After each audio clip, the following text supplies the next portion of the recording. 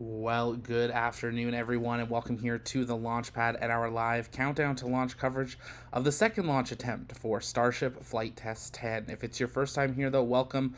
My name's Zach. I'm the founder and host here at the Launchpad Network. And here at TLP, it's our mission to inform and inspire the explorers of tomorrow because we believe that space is better together, and we're glad to have you joining us live here today. We got people tuning in from literally all around the world, and we're glad to have you joining us here. We've got Andy watching from Portsmouth, UK. Penny is in North Carolina. We got Kevnone in Vermont. Welcome. We got Charles watching from the best city in California. We've got Mark, who grew up in Milton, Washington. Welcome. Great to have you here. We have lots of people tuning in. Let us know in the chat where you are watching from. As always, here at the Launchpad, if you guys have questions, you can send those in the chat by tagging me at the Launchpad, and I'll do my best on answering those live. We've got the TLP crew in the back channels. Our rocket chaser, Gavin, is on site at Starbase, and you are looking at 2 live views from our very own TLP cameras down there at Starbase, as we are starting to see that tank farm come alive in preparation for propellant loading. That go-no-go for prop load set to occur in just about 25 minutes from now. There are many objectives for today's mission, but I think the big one we're all asking for: will the Starship heat shield tiles work? Will V2 finally make its way all the way to the Indian Ocean? Will the engines make their way? And we'll be running you through all of the milestones that's happening here today. We'll talk more about the Starship heat shield tiles when we get to that point, but we're glad to have you joining us here. No matter what platform you're on, if you haven't yet, take a moment, engage that like button, and share out the stream and invite people to join us for this historic flight. Can you believe we're already at flight test 10? It's been an interesting year for Starship. Not perfectly smooth. V2's had some rough patches, but hopefully we will see that curse broken here today. We'll, of course, patch in SpaceX Mission Control when they begin their live stream, about 30 minutes to liftoff. We'll be keeping our cameras on screen as well. You can stay up to date with the latest on the launch countdown with our objective board timeline across the top of your screen that will be slowly ticking off as we get closer and closer to that time of liftoff. SpaceX does have a 60-minute launch opportunity here today, opening at 6:30 p.m. Central Time, or Starbase time, 7:30 p.m. Eastern. That 60-minute window is the biggest thing that we're going to be watching, as we are watching the weather conditions down around the Starbase as well. Taking a look at the weather radar right now coming in from the GOES weather satellite, you can see some storms developing there right above Starbase. That's why it looks a little gloomier than it did yesterday, but SpaceX at their last update confirmed they are currently 55% go for launch at the opening of the window here today, so we'll be keeping a close eye on that as we continue through today's broadcast. Yesterday's scrub occurred due to a ground support issue, GSE issue, that looked like it occurred on the ship quick disconnect. Looking at that timeline at the top of your screen, yesterday we got all the way somewhere between booster fuel load and booster LOX load based on the timeline of the countdown, but we're not sure how early they started working that ship problem, so we're not sure if they actually got too deep into booster load in there and before they ended up calling the dreaded S word yesterday. But S words are better than RUDs, and that is not what we need to see in the Starship program. Starship needs to start working, start checking off some of its big objectives if we're going to start to make those timelines for Artemis 3 and then for those timelines to get us on to Mars. If you guys have questions, you can send those in the chat by tagging me at the Launchpad. I'll work on answering those live. We got Pierre watching from Denmark. Maria's watching in England. Rick is in Chestertown, New York. Welcome. We got Isadi, sorry if I said that wrong, in Sweden. Ted's in just north of Gatineau in Quebec. Bonjour. Jim is in Pennsylvania. Pete's in Yankee Hill, California. We got Ginger in Lakewood, Washington. Great to see you. Frank is in Quebec as well. We've got Windbreaker in South Arkansas. Matthew is in Rosemont, Montana, Minnesota. I'm sorry if I'm not sure which state that is. I need to refresh on that. But we're glad to have you all joining us live here today as we continue our countdown to launch. I'm going to be popping on and off, giving you commentary updates as we go through today's broadcast, but I'll be working on answering those questions on commentary as well as in the chat, and our TLP crew will be doing the same. If you'd like to help support what we do, you can see a little teaser for of them in the far left corner of your screen. Our rocket chaser Gavin has some incredible pre-launch photos already up on the TLP shop. You can head to the launchpad.store, the link that's in the description or the chat. Head on over there, collect a poster. We do have global shipping options for those posters for you to commemorate today's flight. And make sure you stay tuned to our social media, our Discord, and the shop for our Flight 10 launch photos. We didn't know if Gavin was going to be able to stay for the 24-hour recycle, but he works some magic and he's been able to stay down on site. So we're super grateful for him and his family making that happen. And so we'll definitely want to see a wave of thank you, Gavin, into the chat there, but a big thank you to our entire TLP crew. Yesterday and today isn't possible without all of our moderators, our rocket chasers, our space history writers, and everyone in the back channels helping keep me up to date on the latest developments on social media and everything, especially with that Elon update that didn't happen yesterday. But I'm grateful for our entire crew. If you'd like to join the TLP crew, we are in the process of expanding. If you're interested in becoming a launch broadcaster like myself, maybe you want to be a launch producer for broadcasts, or you're interested in writing space news or space history, or maybe you live near a launch site or test facility and want to become a photographer or videographer, who we call our rocket chasers, take a minute, fill in the application while we've got some time before launch. Interviews are in progress, and we're excited to expand our volunteer team. You don't have to be in Canada or the US. We are a global team, and we're excited to bring some more of you on, as we really do believe that space is better together. Catching up on the chat, Mark is asking, is that venting on the base? We are seeing some venting down around the recondenser of the tank farm. One of the biggest things that we saw yesterday as we tick through the milestones is when we watch for that tower vent down by the ship quick disconnect, kind of that middle part of the tower. That's where we'll see the next major vent that'll give us a signal that they are going towards propellant loading. But we have a little bit of time till we get there. We're still 20 minutes away from that go, no go for propellant loading. Now, there's lots of objectives for today's flight. Obviously, the big one, can we get off the ground? Second, going through MECO and stage separation. Now, the booster will not be attempted to be caught on today's flight. They will be ditching it into the Gulf of America. We will be calling that the Gulf of America for this broadcast, as that is what is listed on the launch license, and this is space. You don't change names just because you want to. You have to follow every I and T that's crossed on your launch license. So they will be ditching the booster into the Gulf of America, but they will not just be throwing it away. They're going to be conducting a bunch of tests on what they can do with the booster. They're going to simulate an engine out. We believe it was on landing burn, where they'll engine out one engine and try to ignite another engine from actually the center ring of the booster to see if they'd still be able to save the booster. This is a really great test to prove that if they had an engine out, they're not going to risk bringing it into the launch site. Capped Action, thank you so much for becoming a suborbital explorer. I appreciate your support there. The ship will then continue on to almost orbit. It's not fully going to orbit, where they will attempt to open the cargo door, the PEZ dispenser, and attempt to deploy 8 simlinks into a suborbital trajectory. Those will come down with Starship, but it would be the first ever deployment of a cargo from Starship. They'll then try to do a engine ignition test on Starship to simulate a deorbit burn for if they had gone into an orbital circularization. And that's one of the final milestones, we believe, until they'll be able to go orbital and actually start deploying Starlinks. We all know that we want Starship to be fully reusable, but we also know Starship is the requirement for Starlink to reach its greatest potential. So there is a big question if there is a point that they start throwing away Starships just so they can start deploying Starlinks because they know that they can deorbit them safely. So there's a lot of milestones. And then, as I said, the biggest one, will the heat shield hold up? Will they test missing heat shield tiles, the new heat shield tiles, the cooled tiles? Will they all hold up? This is a tile from Flight 7. This was on Starship when it exploded over the Caribbean. This made its way down to Turks and Caicos and now has made its way to our TLP studio. It's incredible to get to hold these pieces of history. We have one from Flight 1 and one from Flight 7, the first of V1 and the first of V2. And it's just incredible getting to really see the detail of what these tiles are, the size, the thickness of them, and just how this all held up and survived re-entry. This was at quite an altitude when it exploded. I don't have the torch. We'll try to do that for Flight 11, where we can use the Starship torch and ignite this once we've got the full TLP studio set back up here at our TLP Canada studio. But amazing piece to get to have here in the studio. We'll look at it a bit more as we get closer to that re-entry period, because we'll have quite a coast phase when we get to that point. Tesla Supercharger says, at the launch pad, thanks for doing this. I come here to see the feeds. It's refreshing as others have no clue, just chat to chat. I appreciate that, Tesla.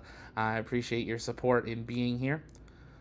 Mark Wandry gifted a Martian Explorer membership, and that went to Uncle Yukon. Thank you so much for that gifted membership there, Mark. I appreciate your support. If I missed anyone becoming members or gifting them, I appreciate that support. If you'd like to become a TLP member and get access to those custom TLP launch emotes before we do that go, no go for prop load in about 15 minutes, hit that join button down below. 99 cents a month gets you access to those custom TLP launch emotes and helps support our mission. I'm going to take a quick commentary break, check in with the TLP crew that's down on site and around the world as we prepare for that go, no go for propellant loading in about 15 minutes time. I did see one more question come in here. I said, how much do the new heat shield tiles cost and how heavy are they? Cost to SpaceX or cost to buy?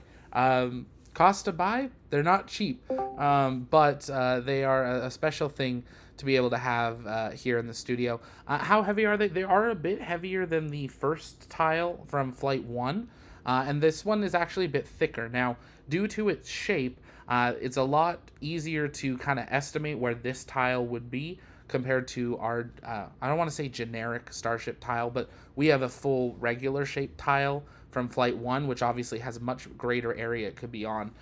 This is a little bit more restricted of where it could be.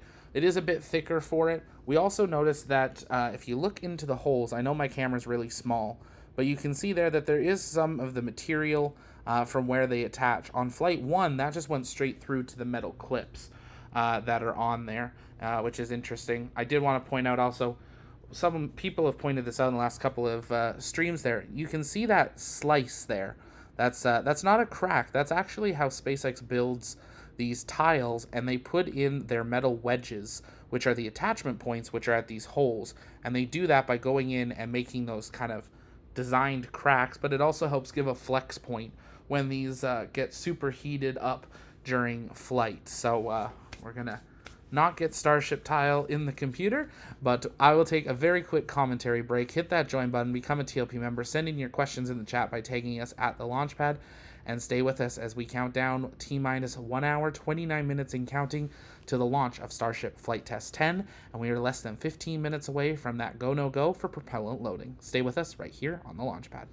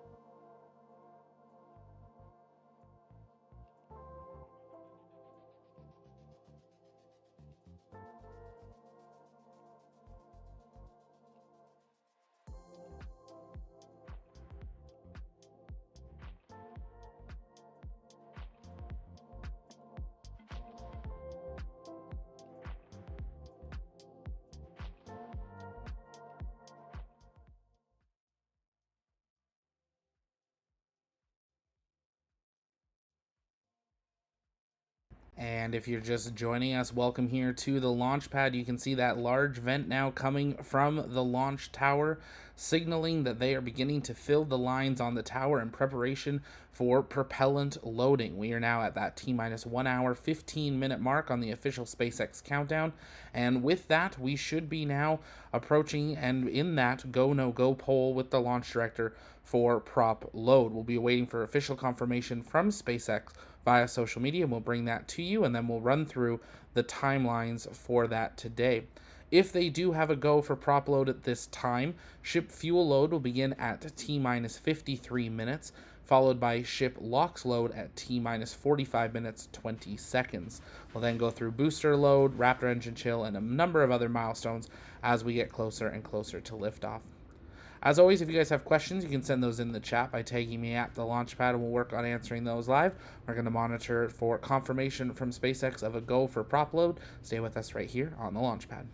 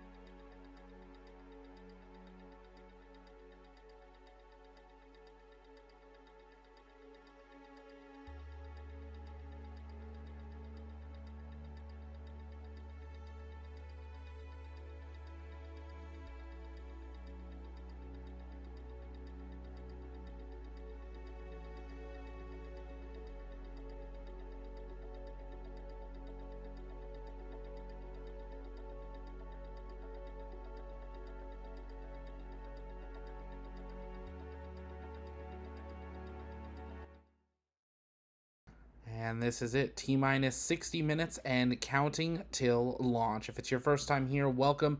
My name's Zach. I'm founder and host here at the Launchpad Network, and we are now less than 1 hour from liftoff of Starship Flight Test 10. We've been keeping a close eye on it. It looks like SpaceX might begin their broadcast a little earlier than originally scheduled, so we'll be patching them in as soon as they do. On the top of your screen, we have that timeline. It has switched to yellow as we have yet to have confirmation from SpaceX of an actual go for propellant loading. We normally do get a tweet for that prior to them beginning to actually load fuel. So we'll be keeping the timeline in yellow until we get confirmation from SpaceX, or we have visual confirmation that they have begun loading that propellant onto the ship. First, they'll begin loading the fuel, then they'll be loading liquid oxygen, and then a short time later, they'll begin loading onto the booster. And that's as far as we got during the timeline yesterday. As always, if you guys have questions, you can send those in the chat by tagging us at the Launchpad, and we'll work on answering those live. The countdown in the bottom center of your screen, it doesn't necessarily look as pretty as it normally would, but that is a live timeline, or live countdown, from SpaceX. So if they were to adjust their timeline in any way, that clock would adjust automatically. So we've done that to make sure that we are keeping up to date with any delays that happen in the launch timeline, at least until SpaceX actually goes live. As of the last update that we had, SpaceX said they were 55% chance of launch, go for launch at the time of the opening of the window, which is 58 minutes, 14 seconds from now. If you haven't yet, though, take a moment, engage that like button, share out the stream, invite people to join us as we get into this last hour. This is where things really start to pick up in the timeline of events. That fuel loading, the liquid methane, will begin being loaded onto the ship at the T-minus 53 minute mark. Liquid oxygen, or LOX, will begin loading onto the ship at T-minus 45 minutes, and then we go into loading the booster, and then we continue through the timeline of topping off propellants, chilling the engines, clearing the launch tower in preparation for flight of the fuel lines, and we'll be watching for those frost lines to develop for the fuel propellant loading here today. Now, if you guys have questions, you can send those in the chat by tagging me at the Launchpad. I am just seeing that we may have had a slip. We have had a slight slip on the launch timeline, so let me just adjust this here. A short delay has been issued into the launch timeline. I just want to make sure that we get this on the screen correctly for you guys. They are now targeting a liftoff in 1 hour, 10 minutes, 45 seconds from now. So not a huge delay, but a little bit.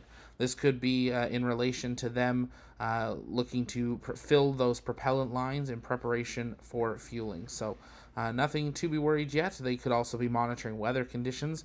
If we take a look at the current weather conditions down around Starbase, you can still see those thunderous cells and rain cells around the coastline and out into the Gulf of America. Not as many over the Gulf today that we saw yesterday, but definitely some around the launch site. And one of the biggest things they'll be watching for is making sure that there is no lightning in the region. We're going to take a quick commentary break, check in with our crew in the field, see if we can get any update from them. Stay with us right here on the Launchpad as we continue to count down T-minus 1 hour, 10 minutes to launch of Starship Flight 10.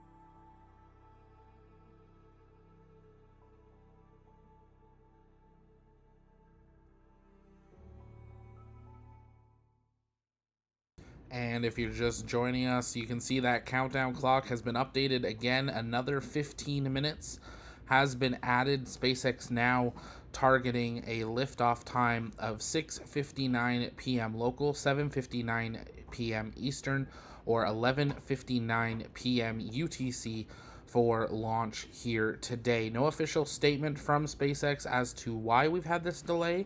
But what this would symbolize, we are now 29 minutes into a 60-minute launch window. So, not that we're going to start saying that dreaded S word, but if they do not begin propellant loading in the next 30 minutes, they will run out of time on today's launch window. So we've got lots of time for them to continue. This is normal for SpaceX to do these small increment in jumps, but we'll have to wait and see if they're still working an issue, possibly, if it's weather, or if they're just continuing through their countdown. Remember, this is still a test flight. This is not Falcon 9, which has flown hundreds of times. This is only the 10th time Starship has been fully stacked like this, and only the 4th flight of a V2 Starship with the Super Heavy booster. This will be the last, maybe second last launch of the V2 variant, depending how this mission goes, before they move on to V3 Starship and move on to V2 boosters. And that is where they'll be looking to that new launch pad on the right side of your screen, where they'll begin launching with that new launch mount that has been under construction for the last number of months. At the last weather update that we had from SpaceX officially, they did say that they had a 55% chance of launch at the opening of their window. We have not had an updated weather forecast from them since. So we're keeping a close eye on the website for updated T-zeros. This is the first time we've had a website with SpaceX that has done this, where the launch timeline is actively and dynamically updated. So it is really nice to be able to not worry down to T-minus 30 minutes when we get a new update. So we'll have to keep a close eye on the countdown as they continue to reset back to that go, no go for propellant loading.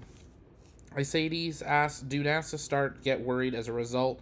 Not been so good for SpaceX. I don't think so. I think there's a lot of space and room for them to still be able to make Starship work in time for Artemis 3. But there's a lot of milestones that need to start being met for them to meet that timeline. And, we're in a new space race back to the moon, and this time to stay. So we'll have to wait and see what is able to happen, and if we're able to make Starship will be able to come fully functionally online for the liftoff there. We are keeping an eye on the weather conditions as well. That is obviously one of the concerns of the launch today, is looking at that weather that has been developing around the launch site.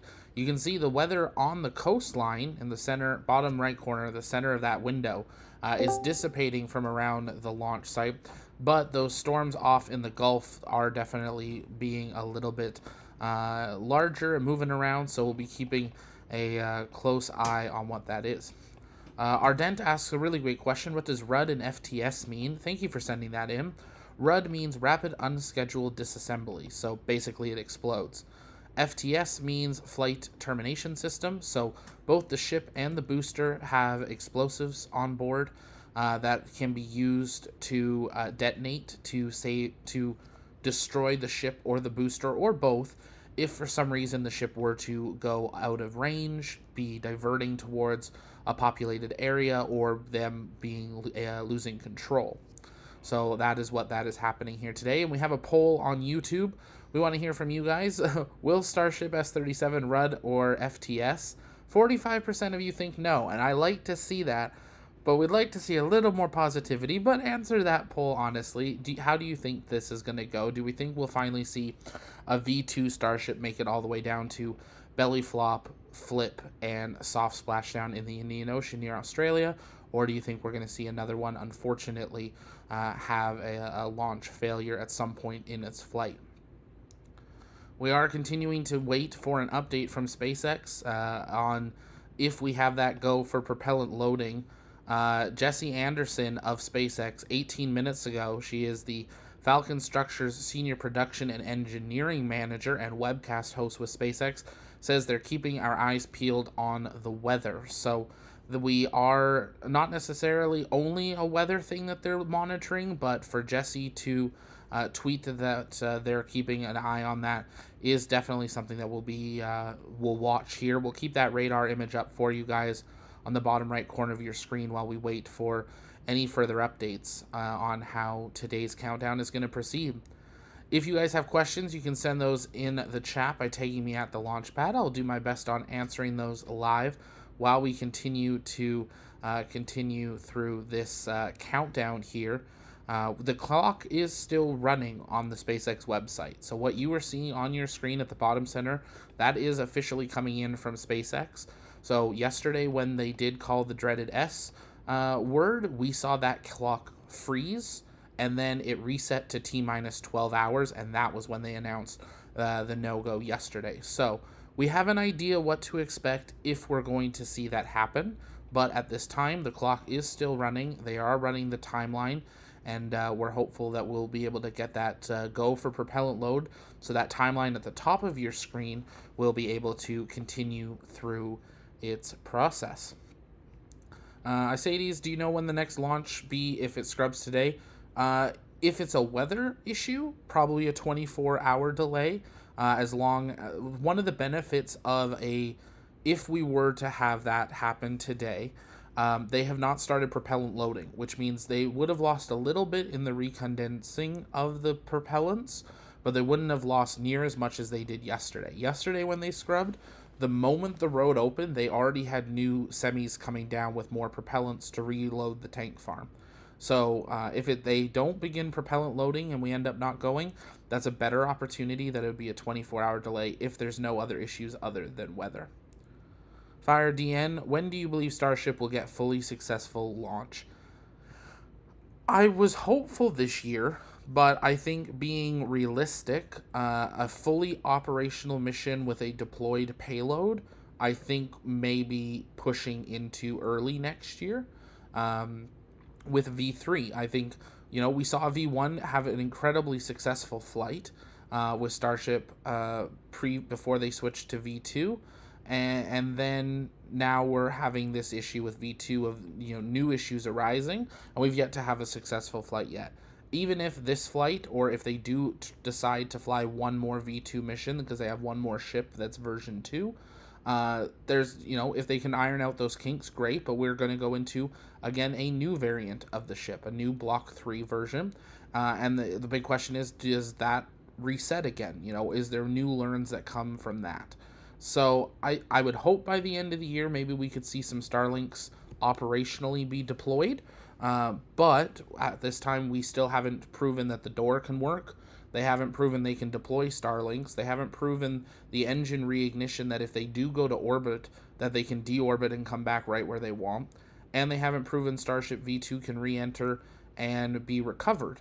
That's one of the biggest things. They really don't want to be building these to be disposed of and be expendable.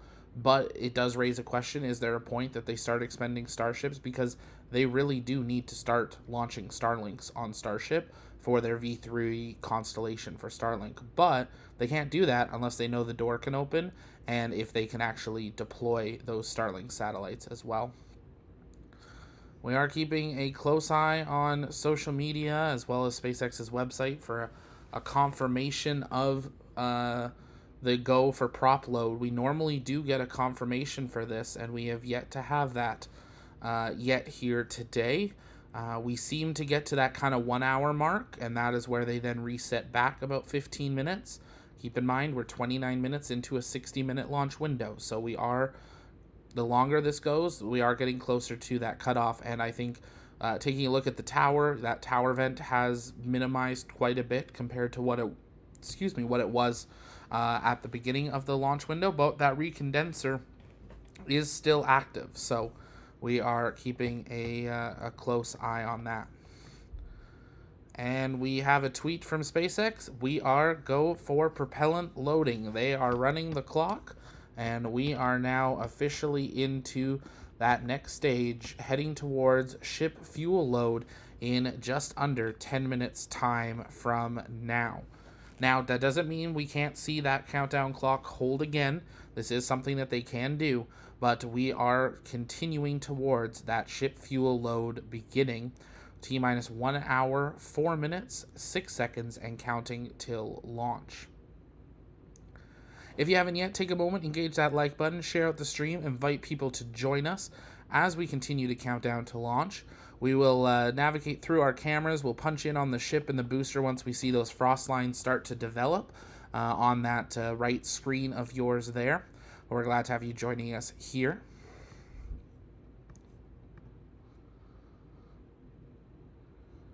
We are continuing to monitor for updates from SpaceX, but we do have a confirmation that they are officially go for propellant loading of Starship for Flight Test 10.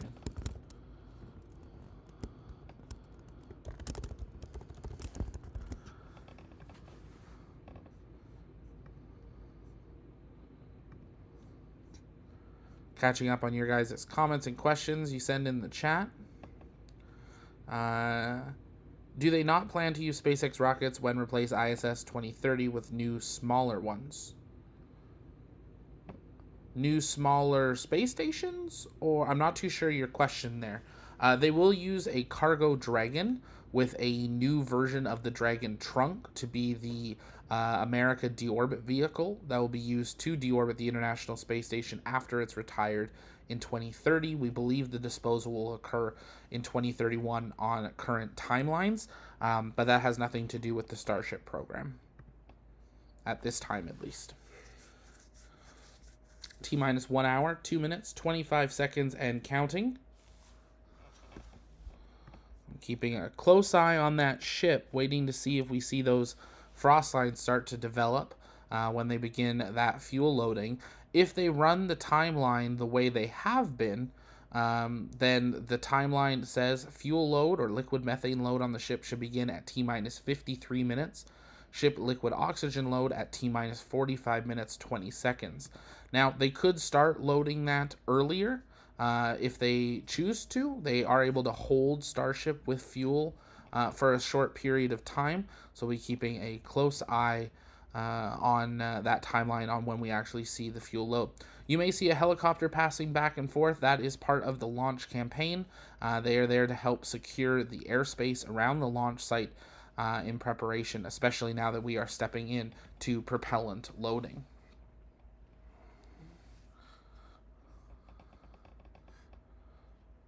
Liam is watching from Ireland. Welcome. Great to have you here. I know we got lots of people just joining us. Take a moment, engage that like button, share out the stream. Let us know in the chat where you are watching from.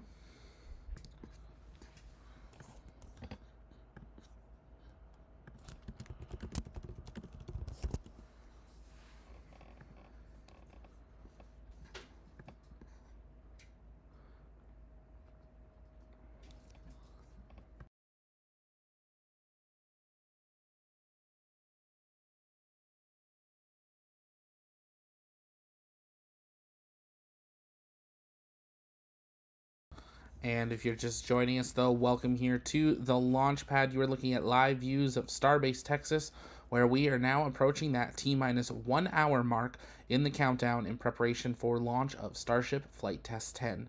SpaceX has confirmed they are now go for propellant loading. We've seen the tank farm be active, and now we're monitoring the view of the ship, waiting to see some of those first vents while they begin loading that liquid methane and then liquid oxygen on board to the ship while we continue to count down to launch.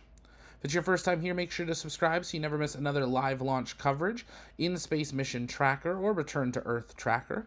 We're super excited to be preparing for Artemis 2 launching in the new year, and then of course Artemis 3 in a couple years' time, where we are sending man and the first woman to the surface of the moon. We are now less than an hour away from the targeted liftoff time. We do have 31 minutes left in today's launch window that they can delay into if they need to for some reason. But we'll be keeping a close eye. Mostly, the biggest thing we're keeping an eye on is those weather conditions, and it refreshes right as we open it up.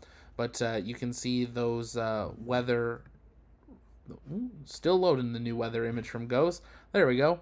that weather imagery. You can see it dissipating around the launch site. That's really great. The weather out over the Gulf, it also looks to be dissipating now. So that is a great sign for what the weather hopefully clearing its path for launch here today. Going to take a very quick commentary break, make sure our teams are doing well as patch in a couple things to show you on air, so stay with us right here on the launch pad as we continue to count down to the 10th test flight of Starship. Stay with us.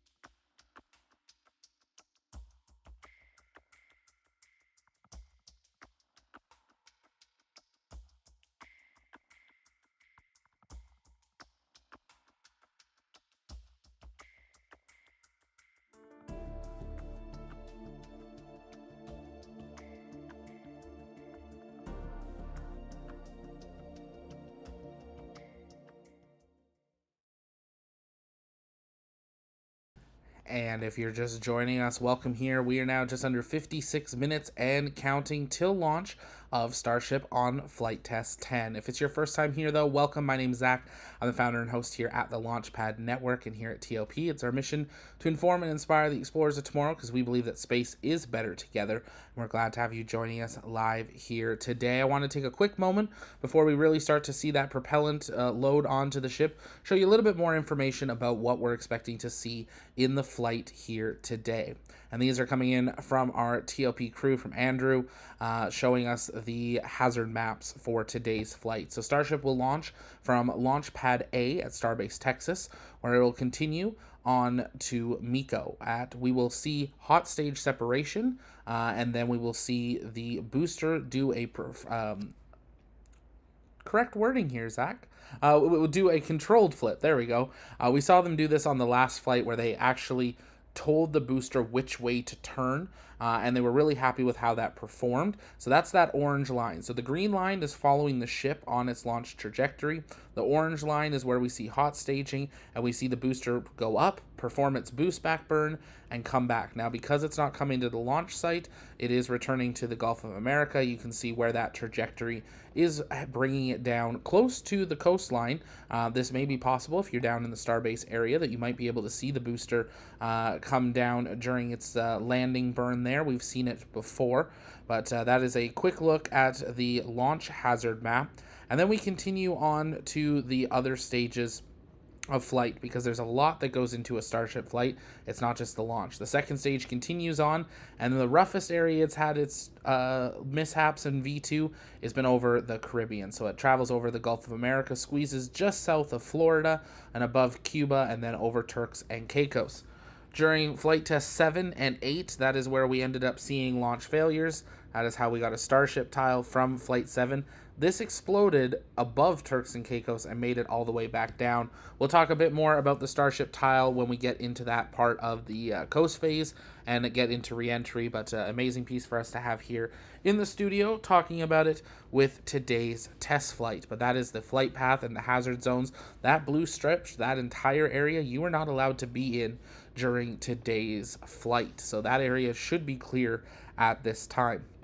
Then the ship continues over Africa and then heads over to its re-entry zone. And that is where we have the re-entry hazard zones, where it is over the Indian Ocean, heading towards just north of Australia, towards Indonesia, and south of Malaysia. All of the flights that have made it this far have landed within their re-entry areas there. So they do have a very large map, and that is due to if they were to have any failure points later into flight and how re-entry goes. Debris could fall earlier or later, so they do have that large path chunked out as well. So again, huge thank you to Andrew for having these maps for us. If you want to see maps like this, we post them on our social media for almost every launch with our launch alerts, where we post the hazard maps and some of the summary details of what we're taking a look at for liftoff. And we can see a nice big tower vent there.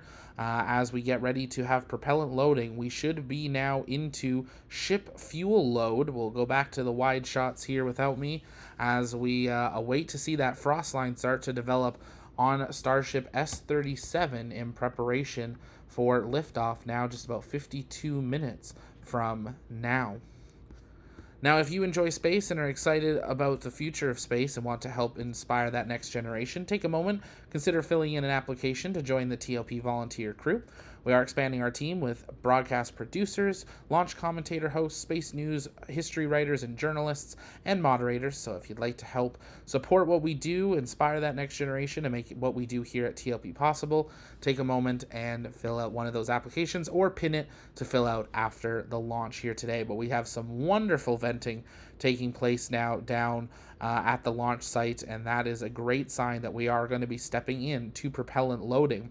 Ship fuel load should now be underway. The next milestone will be ship LOX load at the T-minus 45 minute, 20 second mark. Keep sending in your comments and questions in the chat by tagging me at the launch pad, and stay with us as we count down T-minus 51 minutes and counting till launch.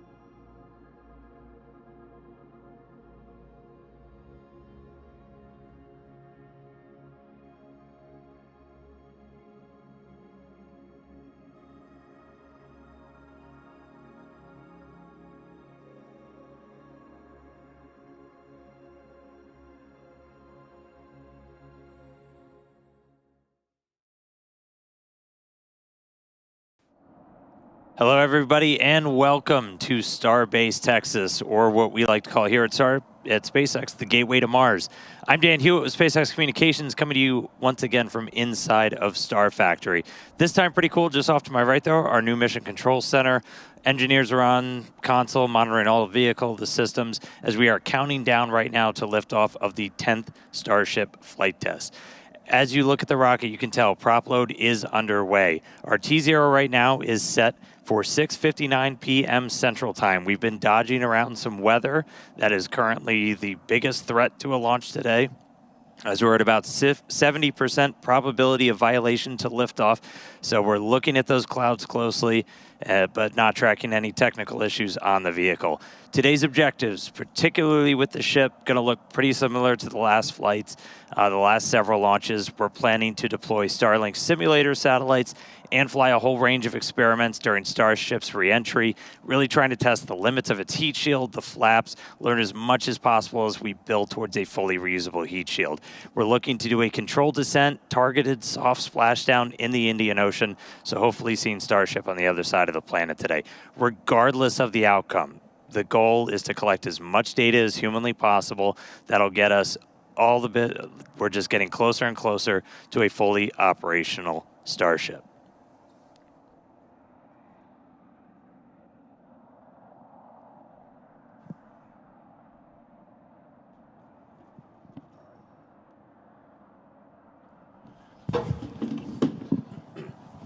Bill and I are just going to enter this live cast. All right, so add a little flavor. Yeah, right now we're counting down, but we're about to launch the largest flying object ever made. But this isn't on the radar for everybody, and we know that. So we want to kind of take a beat, pull back, do a little bit of Starship 101. To do that, I've got some special guests crashing the webcast today. Joining me now in Star Factory, Elon Musk, Chief Engineer at SpaceX. Bill Riley, our VP of Starship Engineering.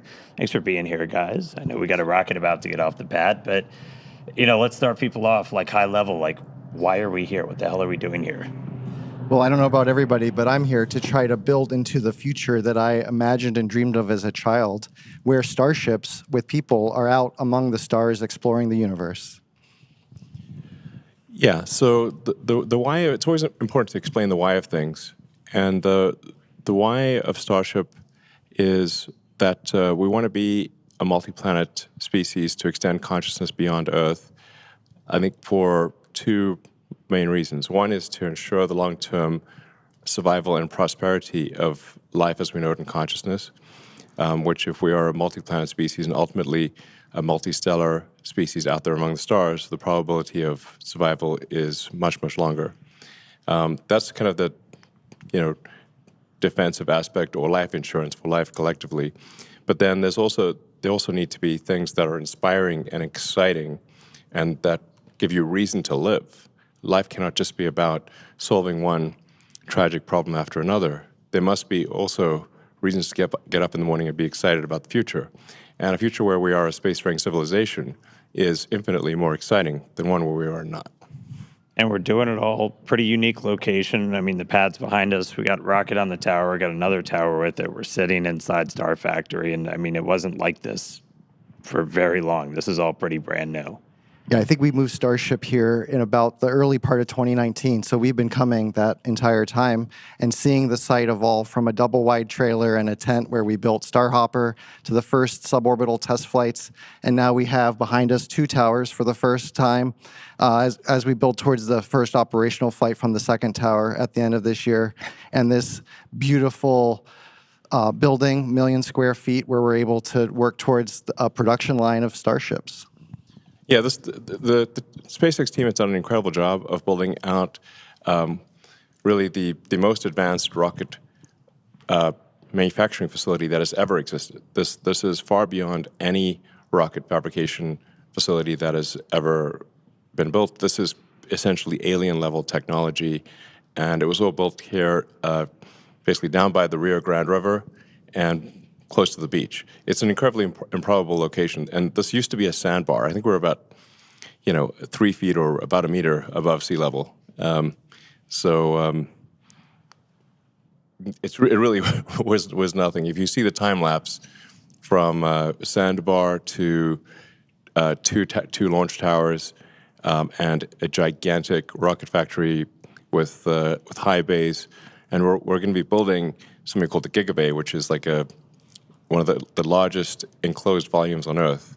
So it's sort of like a gigantic Borg cube that we're going to be building here for building and storing these gigantic rockets. It's really spectacular, and anyone can come and visit. So, because we're on a public highway, and we're literally by a public beach, you can actually come and see the rocket. You quite close up. I mean, you can drive past it, and you can also look at the factory. And anyone can do this from anywhere in the world. So you can come and visit and check it out. So I think it's pretty cool that it's Just not right now. just not right. Just not right now. Obviously not when we're launching because there's some safety issues, but the rocket's often just sitting on the pad without any propellant in it, and then you can just come here and visit. It's very easy. Yeah, I think it's a really special place. Yesterday, the ship went down the road behind us, and I saw families outside going for on Sunday going for their Sunday stroll, and they were greeted by Starship going down. And I think that from the very beginning, the thing about Starship, different than Falcon and other rockets that I'm aware of, is we designed it to be mass-produced at scale. And it's not about building one Starship and getting to orbit once. It's about doing it in a sustained and rapid way. Yeah, we're aiming for ultimately thousands of ships to be built per year, which is what's needed in order to construct a city on Mars that is self-sustaining. And the major fork in the road of destiny will be when the Mars city is capable of surviving, even if the resupply ships from Earth stop coming for any reason. And that reason could be something cataclysmic, or it could be that that civilization simply subsided. There's always this debate throughout history of will civilization end with a bang or a whimper. But either way, if the critical thing is to get to the point where Mars is self-sustaining and can survive even if the resupply ships stop coming for any reason, which means that you need to build an entire base of industry on Mars in order for Mars to survive. For example, it's not simply enough to build a chip, like a computer chip factory, but you need the ability to build computer chip factories. So this is going to really take a lot of tonnage. I mean, my guess is at least 1 million tons to the surface of Mars, and maybe it takes less than that, but it's going to be a lot. But this is a very exciting future. It's one which will ensure the long-term survival and prosperity of life and consciousness, and it's the critical stepping stone to get from this solar system to other star systems, and perhaps go out there and explore, and perhaps we'll encounter alien civilizations that maybe they're alive now, or maybe they enjoyed a period of prosperity for millions of years, but also died out millions of years ago. So it's humbling to think of the age of the universe, according to the standard model of physics, being approximately 13.8 billion years old. So an incremental million years would be 3 digits past the decimal point.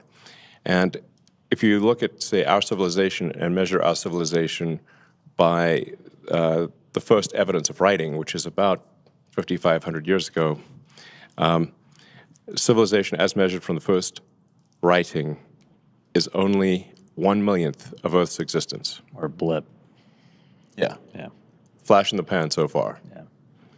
Well, we're getting some cool shots. Rocket out on the pad right now.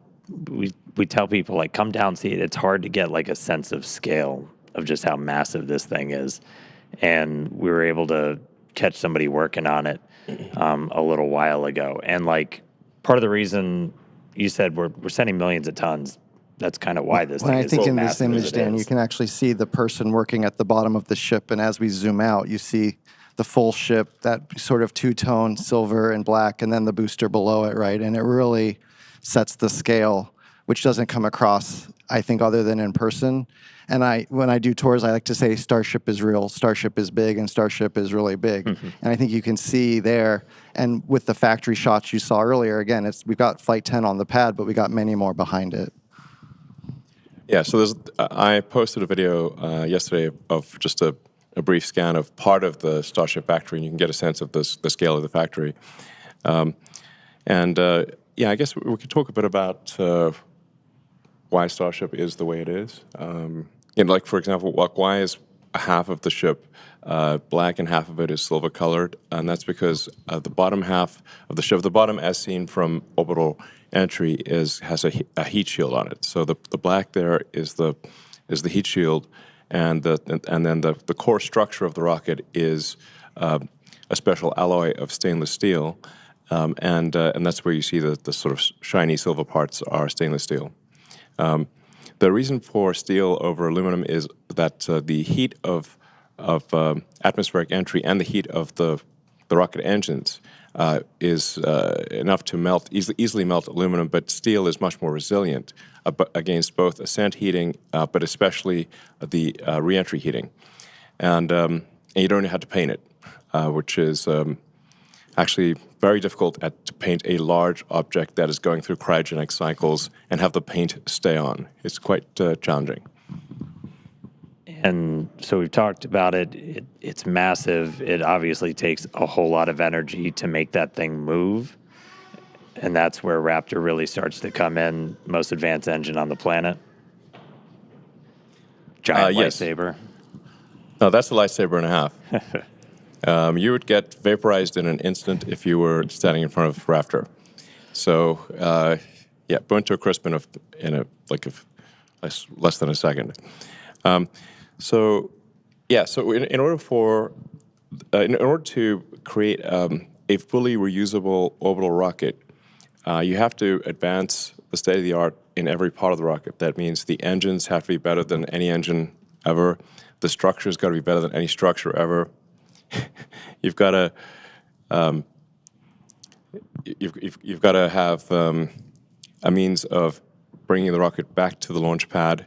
You've got to have a fully reusable orbital heat shield, and that no one has ever made a fully reusable orbital heat shield. The space shuttle, for example, required 9 months of refurbishment between flights. So the space shuttle heat shield would come back essentially partially broken and would require many months of refurbishment in order to fly again.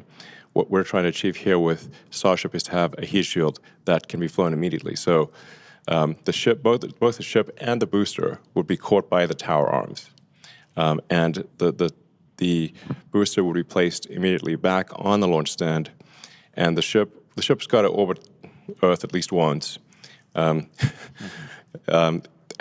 then could be back potentially in one orbit, but in most cases several orbits.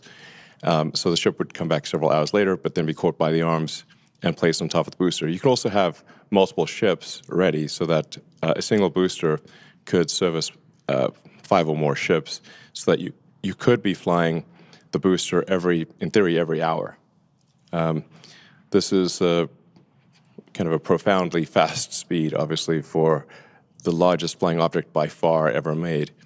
But it's the reason why we catch the booster with the tower arms, and the ship also will be caught with the tower arms, because that's the fastest way to get the booster and the ship back to flight. If we had instead put landing legs, which we have done before for the ship tests, we actually had landing legs that flipped down, and the ship we've successfully demonstrated landing with legs. But if you do that, if we were to do that with the booster and the ship, here we'd have to land somewhere else with the legs, then lift the rocket, stow the legs, transport the rocket back to the pad, which is very unwieldy when you've got a gigantic thing. Then it would be picked up by these tower arms and placed in the launch mount. That would delay the reusability dramatically and would add a lot of mass with the landing legs. So that's why we catch the rocket with the tower arms, because it's the same tower arms that put the rocket in the launch mount are used to catch the rocket. And that means that we can put the booster back in the launch mount in less than an hour after liftoff. In fact, the booster is going to come back very fast. 5 or 6 minutes later, this booster is coming back one way or another, or not coming back. So so then you really have propellant full time, which can be brought down to about 30, 40 minutes. And that means it is theoretically possible to fly the booster again in less than an hour. I think when I think about it, it's the jet drives up to the jetway, the people get off, new people get on, and it leaves. You don't want to land the jet on a different airfield and then tow it over to the jetway. So it's just operationally simpler and faster. Yeah, we've had a lot of success with the booster, 3 for 3 on the catch attempts. When we bring it back, we've reflown one, so awesome. And then Starship superpowers, the whole thing is reusable. So ship reusability is like what we're working on right now. We've been able to get some really spectacular reentries on a couple of flights, hoping to get this one for reentry on the V2 ship. But yeah, that fully reusable heat shield, that thing that has just never been done before, that's one of the things we're really looking for that data on. Yeah, I mean, there are thousands of engineering challenges that remain for both the ship and the booster, but the single, maybe the single biggest one is the reusable orbital heat shield. We are confident in making a fully reusable orbital heat shield, but it will require many flights, many iterations to figure out where the weak points are in the heat shield, where we need to change the design, either strengthening the tile or changing how big the gap is between tiles, changing what's underneath the tile. There's 100 different variables that we could tweak with the ship tiles, the heat shield tiles. But the only way to know exactly what we should be adjusting is to fly repeatedly and be able to examine the ship upon landing. And we have successfully brought the ship back through the atmosphere and achieved a soft landing multiple times. So we know that this is possible, but we have in the process shed many heat shield tiles. So we need to be able to do this without shedding heat shield tiles and do so repeatedly. And I think what you're seeing now is the Starship. This is CG of it coming in and landing on the tower, much like the booster, but there's some additional challenges there where we need to make sure we don't scrape the tiles off as we slide along the chopstick we can't arms. shuck the heat shield. Don't crush the ship. Rapid Yeah, reusability. if we shuck the tiles, then that's obviously going to fail the reusability test. So ships can use the tower to land and catch like the booster here on Earth where towers are available. And for our initial landings on Mars and other planets, we'll need landing legs that deploy much like what you're seeing here with Ship 15 when we did our suborbital test to prove out the precision descent landing, which was a successful test. We actually landed to one was we were able to actually recover it, and you can see it here in the Rocket Garden if you visit Starbase. Yeah, so the Rocket Garden that Bill mentioned, we have actually a whole bunch of boosters and ships, and we'll be adding to them over time. So you can see an evolution of Starship just by driving down the highway. Yeah. So reusability is key. There's some other technologies we're still looking to prove out. Really big one is going to be the on-orbit refilling. Looking to do that next year, and that's really what's going to kind of unlock, Starship going everywhere else, going everywhere beyond Earth. And that's something that's, again, never been done before, kind of like that reusable orbital heat shield, but it's going to be something that's kind of some of the other secret sauce to Starship, where we're going to be able to send hundreds of tons per ship to Mars. Yeah, I like to think of it as if we get to orbit with a full cargo bay, but we're empty on fuel and oxygen. So basically, we're running on fumes. Then we send other ships to dock, transfer propellant, and now we made our two-stage rocket look like a many, many multi-stage rocket. And we get all of that performance, and we can take that full cargo bay now wherever we want to go. Yeah, so a crucial technology that we hope to demonstrate next year is this orbital refilling. Much like aerial refueling, it's essential for being able to send significant payload to Mars. So you essentially send a ship to orbit with a few hundred tons of payload, sort of a filled payload bay. But once it gets to orbit, the tanks will be mostly empty, and then you send up additional tanker ships to refill the Mars ship's tanks, so that it can thrust from Earth orbit to Mars and have enough propellant left for landing. So this is orbital refilling is also not something that's ever been demonstrated before. So that would be a brand new technology. We obviously have at SpaceX figured out how to dock repeatedly with the space station. So in a lot of ways, this is like docking, and in some ways it's easier in that SpaceX is docking with its own craft, but no one has ever demonstrated propellant transfer in orbit, to the best of our knowledge, and so this would be propellant transfer at a very large scale, and but with full reusability and propellant transfer, those are the key technologies needed for building a city on Mars, and I'm confident that the SpaceX team, which is incredibly talented, will achieve these goals, and we will be landing ships on Mars in the future and building life on Mars, building greenhouses and life on Mars, and ensuring the long-term survival of life as we know it. And it's important to note here that obviously, we are effectively stewards of life here on Earth. That the other creatures cannot build spacecraft and get to other planets. So if there were to be a cataclysmic event, like a giant meteor that destroyed the dinosaurs, or ultimately the sun will expand to envelop Earth and destroy all life, we know this is an undisputed fact. Then if we don't take life to another planet, life will be destroyed. So it's incumbent upon us to ensure that we do bring life to other planets and ensure the long-term survival of life as we know it on planet Earth. And I mean, aside from that, there's so much that Starship unlocks by being able to do these things. Like, we'll be able to go to Mars, but there are other just transformational things by being able to take that many people, that much stuff to space for that much less money. Yeah, I mean, I think like understanding our planet better, being able to move people around the planet, make it feel smaller and more accessible. You could go anywhere on the Earth, in less than 40 minutes, basically, in terms of flight time. So I really do see Starship as being this thing that can connect us, just like Starlink connects our information. This can connect us more physically. Yeah. So there's really nothing faster than a rocket. Really, an orbital rocket is the fastest thing that we know of of the fastest means of transport. So, like, you could go from LA to Sydney in less than half an hour.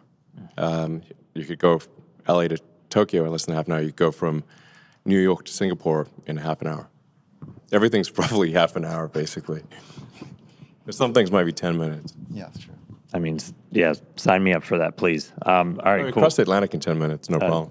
Please, yes, sign me up. You're going 25 times the speed of sound, so that's 30 times faster than a commercial aircraft. And it's a whole hell of a lot better view. Yeah, it's a hell of a view. Yeah. All right, cool. Anything else, guys? Anything else you're really excited about we could coming say out? a lot more. Yeah. Maybe we should go check in on the rocket and get on All right, console. we're going to go back on console to hopefully the weather supports a launch tonight. Yeah, thanks for tuning in, and yeah, thanks for your support. Thanks for crashing, bye. guys.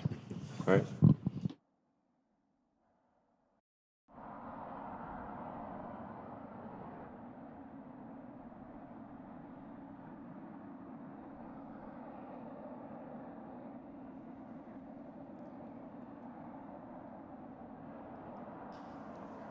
All right, that was sweet. Let's turn our attention back to the rocket. So just checking in, we are about 19 minutes and change away from liftoff.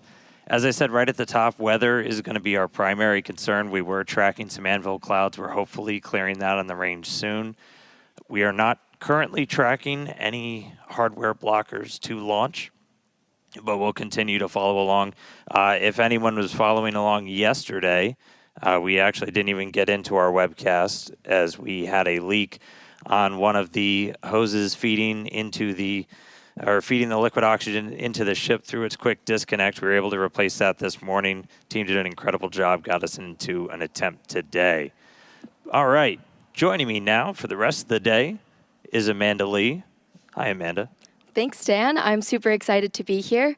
Let's just get right into it. Yeah, a whole bunch has happened to get us to today's flight, our 10th flight test.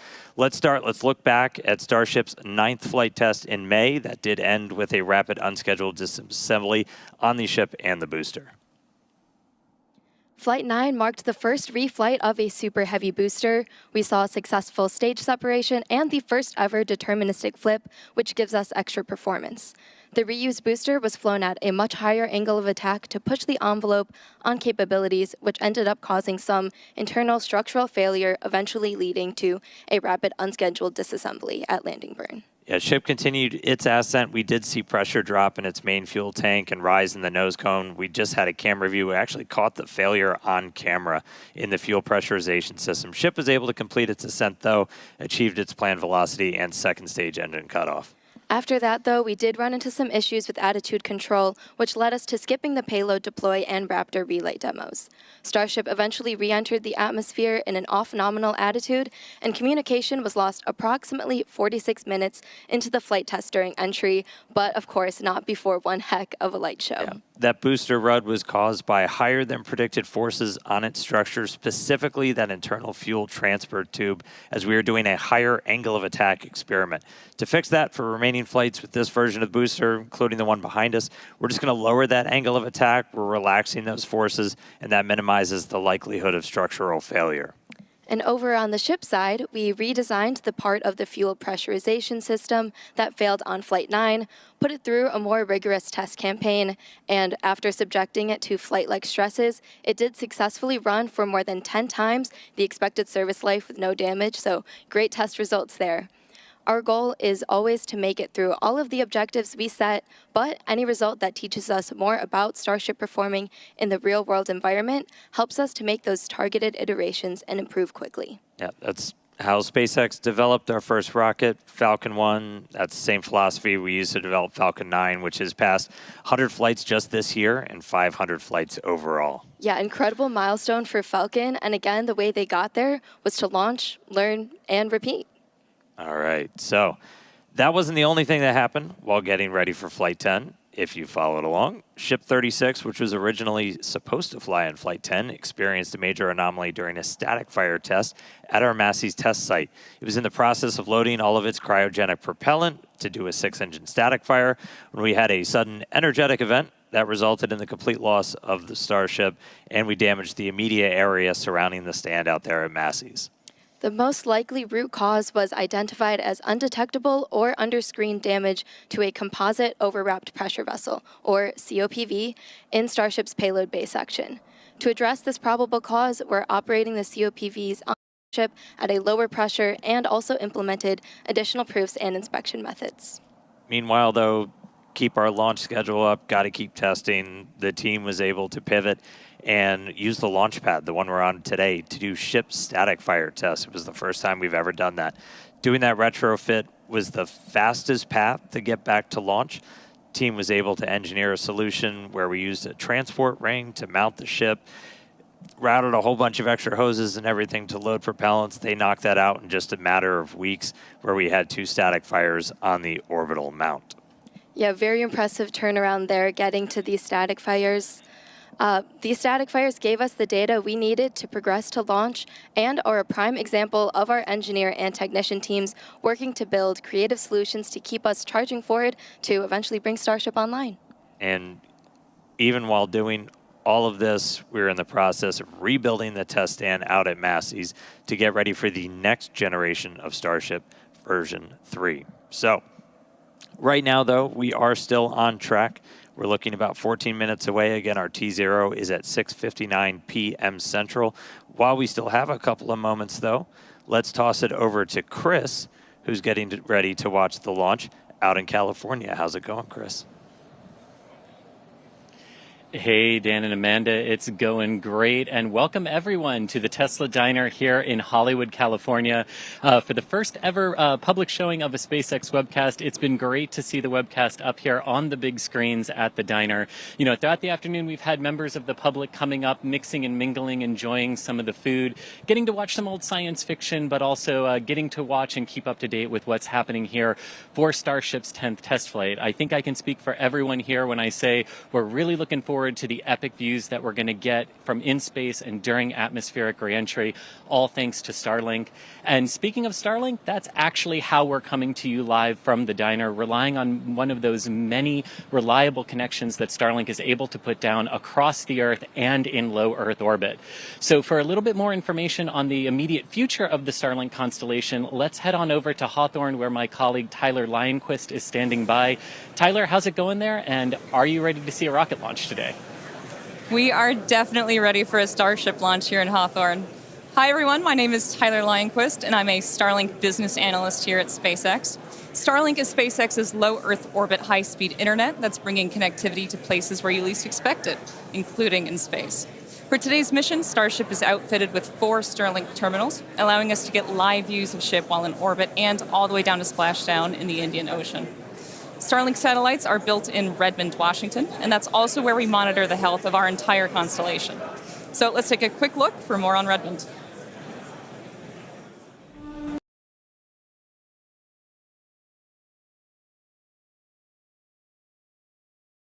And if you're just joining us, that was a jam-packed session there with Elon Musk and all of the commentators here as we count down now just 12 minutes and counting until liftoff of Starship Flight Test 10. If it's your first time here, though, welcome. My name's Zach. I'm the founder and host here at the Launchpad Network. We're going to keep SpaceX on your screen there. They're playing a beautiful video with some copywritten music, so that's the only reason we have to mute this, but we want to keep a close eye on Starship as we go through the final 12 minutes in the countdown. Raptor engine chill is now underway, and we're proceeding to that point where they will begin the completion of the loading of the propellant onto the ship and onto Super Heavy Booster. If you haven't yet, though, take a moment, engage the like button, share out the stream, invite people to join us as we count down to the historic 10th flight test of the Starship Super Heavy program. And we want to hear from you. How do you think today's mission is going to go?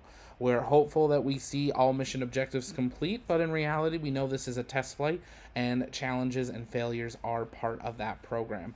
So we will have to wait and see how things progress. We'll be staying live through the entire broadcast, taking you through all of the milestones, talking through re-entry during the coast phase, talking about a Starship tile that we'll be able to show you a little bit better during that time. But of course, right now, all eyes are on Starbase as we continue to count down to liftoff here today, just under 11 minutes from now. On the right side of your screen, live looks from our very own TLP cameras down at Starbase, Texas. On the left of your screen, of course, is the SpaceX broadcast. They're currently showing the creation of these Starlink satellites as we count down 10 minutes, 30 seconds, and counting till launch. The biggest question today, will the weather hold off? That is one thing that they are continuing to monitor. We'll bring that back up on your screen there in the bottom right corner. You can also see that sunset, that Terminator line of darkness heading towards the coastline of Starbase as we get ready for liftoff here today. Let's get ready to listen back in to SpaceX Mission Control as we count down the final 10 minutes and counting till launch of Starship Flight Test 10.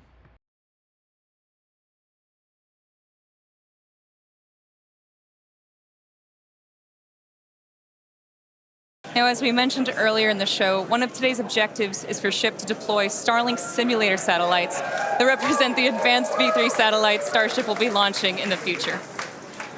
And as you can see here, once Starship reaches a nominal orbit, the payload door will slowly begin to open to prepare for deployment.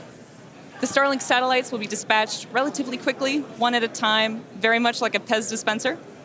They'll be situated in one long stack, taking up as little space as possible, allowing for an efficient deployment sequence. And once a set of Starlinks is deployed, the next set advances and deploys until they are all drifting away from Starship to prepare for their on-orbit life. Each Starlink V3 launch on Starship is planned to add 60 terabits per second of capacity to the Starlink network. That's more than 20 times the capacity added with every V2 mini launch on Falcon 9. So we're talking about a massive increase in performance all around, which will ultimately enable Starlink to serve as the communications backbone of the missions to the Moon and to Mars. But for now, we're going to turn it back over to the team at Starbase. Hey, Dan and Amanda. Hey, thanks, Taylor. So, quick update for everybody. So weather's still the main thing that we're watching. We are currently red on the range, hoping to clear that anvil rule any moment now. That's really the only thing blocking us at the moment. Vehicle's good, pad's ready to go. All of our checkouts have been really smooth today after that repair work that we did this morning after we had to abort out yesterday. So we're looking at the weather. That's the thing we're really paying attention to right now. Meanwhile, prop load is still ongoing. We started loading prop at about T-minus 53 minutes, beginning with ship fuel, ship blocks, booster fuel, and finally booster locks began loading at about T-minus 35. We'll continue loading prop until just about 3 minutes before liftoff, and ship will conclude first, and then 30 seconds later, booster will finish up. Yeah, so bottom line, we're looking great in the vehicle. We're looking really good on the range. We're just really watching that weather. So we're still waiting to hear that that's clear. That's the only thing that could potentially stop us today. Okay, now let's talk about Mars, since everything we do is part of our foundational mission to get to the red planet. Each Starship launch is to learn more and more about what's needed to make life multiplanetary and to improve ship to the point where it's eventually taking millions of people to Mars. That's right. We're looking ahead to begin sending the first Starships to Mars next year. These initial ones are going to go without humans. They're just going to put minimally viable landers on the surface, land right on the skirt, no legs. This will just help prove we can actually get to Mars, focus on learning just as much as humanly possible, demonstrating what's needed for Mars transit and the ultimate landing. Then, during our next window from 2028 to 2029, we'll attempt to land the initial infrastructure and start delivering more equipment while evaluating available resources on the planet. And we'll also have Optimus on board for the ride, designed to do the initial heavy lifting. Beyond that, by 2030, 2031, as these windows open up roughly every 26 months, we'll continue to increase the amount of payload we're sending on each ship as we're building out more infrastructure, mining resources, generating propellant for ships to come back from Mars. By 2033, we want to double the amount of payload per ship as we just get closer and closer to building a self-sustaining presence on the red planet. Yeah, very exciting missions ahead, and these first missions to Mars are going to be crucial to setting up what we'll need for humans to eventually inhabit the planet, and we won't be doing this alone. Sure. The Italian Space Agency and SpaceX recently signed a first-of-its-kind agreement to carry Italian experiments on the first Starship missions to deliver customer payloads to Mars. These payloads will include a plant growth experiment, a weather monitoring station, and a radiation sensor to gather scientific data during Starship's approximately 6-month interplanetary coast phase from Earth to Mars and also on the Martian surface. It's a really exciting vision. To make it happen, we're going to need to launch a whole lot more. We're going to need a whole lot of people that are going to come and help us build this. So it makes it really fun for me to come to work. I know you build these things. 100%. It's got to be fun for you. Yep, very exciting. All right. Looks like we're about 5 minutes from Starship's 10th flight test. Range is still looking good, still have an eye on the weather at the moment, and prop load is also continuing on both stages of Starship. Yeah, I'm pulling it up real quick. So we are we're almost closed out on the booster. We're about 90% on fuel, about 90% on LOX, just a bit below. So again, we're going to continue filling for about the next 2 minutes. Once we're completely done with that, we have about 11 million pounds of liquid propellant on board those 2 stages of Starship. So a lot of propellant to move really big rockets really fast away from South Texas. So once we get close, all of our ground systems will prepare themselves. They do what's called pushbacks. They'll clear out all of those feed lines, push back into the prop farm, and just prepare the area around it. We're doing our final guidance and navigation checks right now. The automated flight safety system is about to get armed. We're just really preparing the vehicle to get ready to go. I'm not sure if we passed it already, but we do a final thrust vector control checkout. The TVC will wiggle the engines that we use to actually steer the rocket itself. Everybody's favorite topic, if we need to hold. That hold would come at T-minus 40 seconds. We can hold if we're still waiting for the weather to clear, which is our big item today, or if any other last-minute issues pop up. We'll only hold there if we have an issue. Still waiting to hear confirmation that the weather has cleared. That's the only thing it looks like would hold us today. There's the business end of a Super Heavy. Now, once we pass that T-minus 40 second mark that Dan was talking about, a number of events are going to occur in rapid succession. The ground spin and ignition systems come up to flight pressure, and ship will switch over to internal power. After that, the quick disconnect arm lockout is removed in preparation for retraction, which occurs shortly after T0. And once we pass that T-minus 40-second mark, we do still have the ability to then recycle the count under certain conditions back to T-minus 40 seconds and hold there to assess what happened, and if we can proceed again back to liftoff. Yeah, we hope that doesn't happen, but it has previously. I promise not to psych anybody this time. We do have some kind of points of no return. Once the water starts flowing out of that flame deflector under the launch mount, that happens just a little after T-minus 10 seconds. If that triggers and then we hit a hold, that would be a scrub for the day. We have to refill the water tanks, can't turn it off, got to refill prop, all that stuff. So that's kind of the major watch item. You'll see a big splash under the launch mount, and if we see that go and then you hear a hold, that would mean that we're done for the day. But not.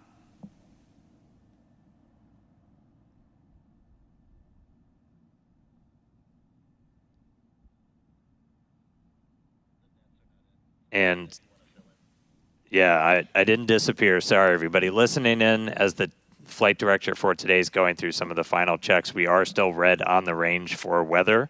We are closing out prop load right now, though. Yeah, as we wait and hear what's going on, we can just quickly review some of the test objectives for today. On the booster side, we're of course hoping for all 33 of those Raptor engines to power our ascent ahead of hot staging.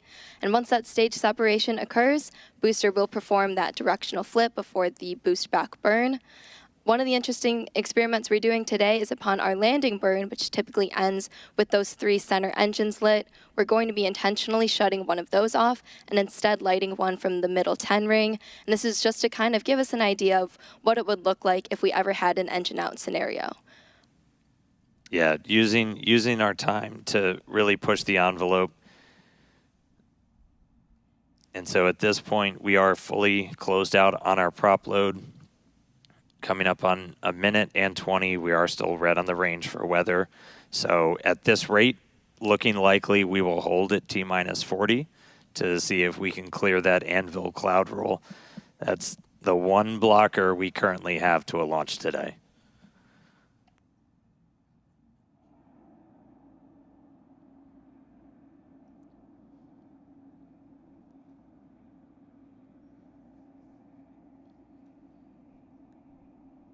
All right, and we did just get confirmation, so we are expecting to hold at T-minus 40. We are still red on the range for weather, so look for the clock to pause in just a couple seconds. And pause. So we'll hang out here for a couple of minutes. We do have until the end of the window. We won't have 30 minutes of hold time to hang out, as we're essentially not replenishing prop on the vehicle at this point, so we have to keep a close eye on things like temperatures inside the tanks. We can only hold for so many minutes before things start to warm up. Surprised it's hot in South Texas. Yeah, while we're holding here at T-minus 40 seconds, we reviewed our test objectives for booster, but why don't we chat ship for a second? After stage separation, ship will continue onwards up through its ascent to the planned suborbital trajectory. Once it reaches there, we'll undergo SECO, or where the second stage shuts off its engines. We're hoping to deploy 8 dummy satellites today, which are modeled after Starlink V3. We're also planning to attempt a in-orbit burn, so we'll relight one of those Raptor engines while in space, and that will occur ahead of re-entry, where we'll also be testing multiple experiments, including missing tiles, metallic tiles, and intentionally loading those vehicles' flaps. And then hopefully we'll conclude today's test flight with a soft splashdown in the Indian Ocean. Yeah, definitely want to see a ship on the other side of the planet today. We did just get a quick update. So the range is fully green. Weather is still red. So we are still tracking a detached anvil rule, which essentially there's an anvil cloud that's too close to our launch site, and it needs to move further away. Until it moves further away, we can't lift off. So we are expecting an update in a couple of seconds, potentially. Again, we can hang out here for several minutes. We're not actively replenishing prop. And getting an update now.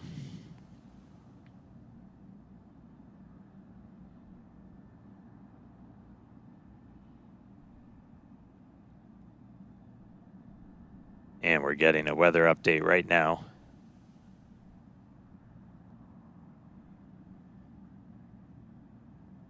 And team's looking at it. Again, we're just tracking this anvil rule still. It's our only blocker today. Range is green, vehicle is green. Weather is currently red.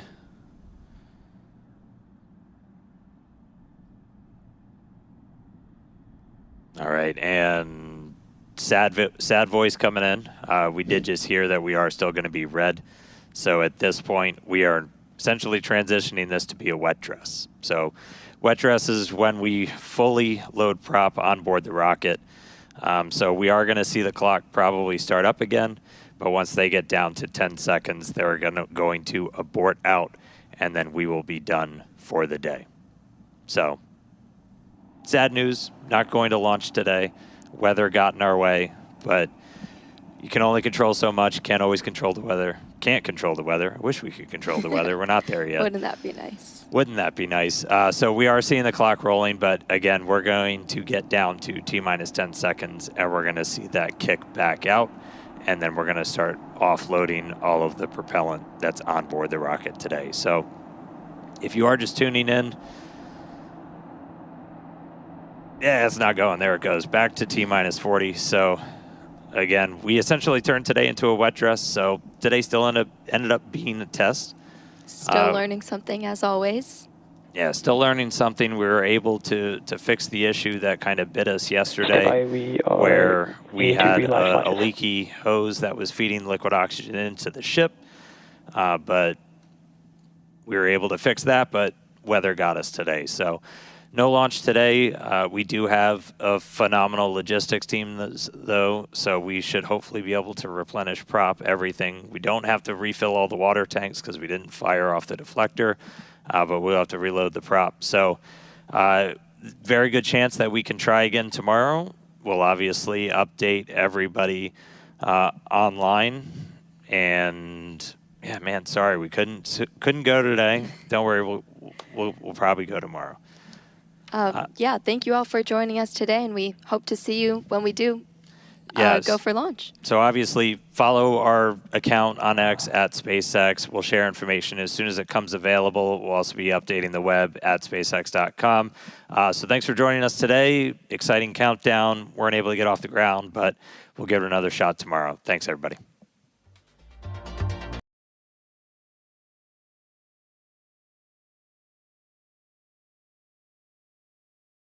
And not what we were hoping to have happen here today, but unfortunately that is it. It has been called a official scrub for the second launch attempt of Flight Test 10 due to that weather. Taking a quick look at those images coming in from the GOES weather satellite, you can see there right on that coastline there's some heavy clouds, and unfortunately they just didn't clear enough for SpaceX to be able to launch here today. We'll hopefully get to see them have another attempt tomorrow. We'll bring you the latest updates with that. These are our very own 24/7 Starbase cameras, so though that this launch stream will be ending, you can follow along with full detanking operations over on our 24/7 camera. Still keep chatting with your space fans in the chat, but more importantly, join us over on the TLP Discord. That's where our community hangs out in between streams, and we would love to see you in the Discord there, as we do have a truly incredible community that really does believe that space is better together. While we've got some time, I can answer some last-minute comments and questions that you guys want to send in, so you can send those in the chat by tagging me at the Launchpad, and I'll work on answering those live. Bartholomew Mule asks, how much stress does the repeated onloading and offloading of fuel put on Starship? It does add a stress to the vehicle. You're putting that hyper chilled fuel into a metal structure, so you do have that change. But ultimately, like Elon was saying at the beginning of the broadcast, if we want to be launching a booster once every hour for 5 or 6 missions a day, this is actually a really kind of great test to get that information on how rapid fueling and detanking and all of that works. Obviously, we would have loved to get off the ground here today, but all of this is data. Like they've said for the last few missions, all of this leads to having more data, and that leads to them being able to have a better idea of how Starship works and how they can improve it to continue towards a better launch vehicle for the future. As I said earlier, though, if you're interested in joining the TLP crew, we do have that link in the chat. If you're interested in joining as part of our team as a launch commentator, broadcast producer, moderator, or space news journalist, take a moment, fill out an application. We got nothing else to do for the next 90 minutes. We all were hoping to see Starship fly, but unfortunately, that is not what's going to happen here today. I don't want to waste your time. I want to reconnect with our team as well. So what we're going to do is we'll transition over back to our 24/7 Starbase live cameras so you can follow along with the detanking operations. We'll bring you updates through the chat as we get them, as they continue now into a detanking process, basically a second wet dress rehearsal for Starship Flight Test 10, and then we'll bring you an updated countdown once we have a new T0 from SpaceX. Hopefully they'll be able to go for another launch attempt here today, but for now, that is going to do it for us here from our TLP Canada studio. My name's Zach, and we will see you over on Starbase 24/7 now or next time, because space is better together. Goodbye.